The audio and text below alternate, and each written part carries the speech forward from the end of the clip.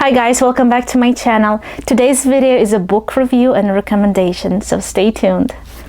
Alright, so the books I want to talk to you about are DORY Fantasmagory. This is the version that I have of the first book, so I have two books in one. And I got this book in my literati box about a year ago, and it was our favorite for a long time. And then we transitioned to all the books in the series. So there is a third one, which I actually don't own because we always get it at the library, and we got it 3 times already. I'm not kidding. Then there is this one, The Black Sheep, and then there is Tiny Tough, and this one just came out earlier this month actually, and it's called Can't Live Without You. So my boys were waiting for this book to come out. They're literally counting days because you had to wait. Well, you pre-order it and then you have to wait like a week or 2. But anyhow, they were like crossing off the days. They were just so excited. But so the reason why we like it so much, the main character is DORY Fantasmagory. So the reason why her name is like that is because her imagination is through the roof. She has monsters living in her house. She talks to herself, but not really herself, to her monsters. She's just a fun little girl. But she wants to play with her siblings, and the siblings do not want to play with her because they think she's just weird. So they want her to grow up. They create a character, Mrs. Gobblecracker, who is a witch who wants to get Dory.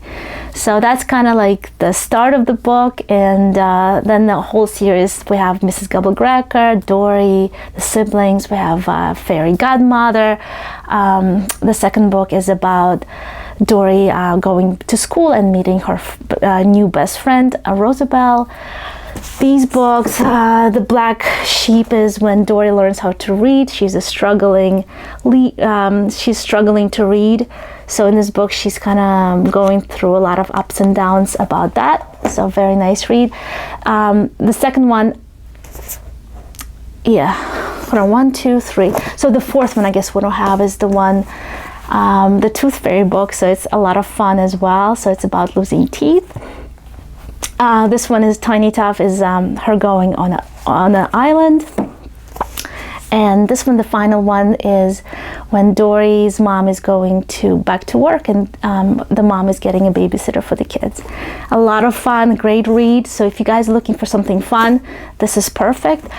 My boys fell in love with these books right away. They were favorite books for a long time, and still we're reading them to this day.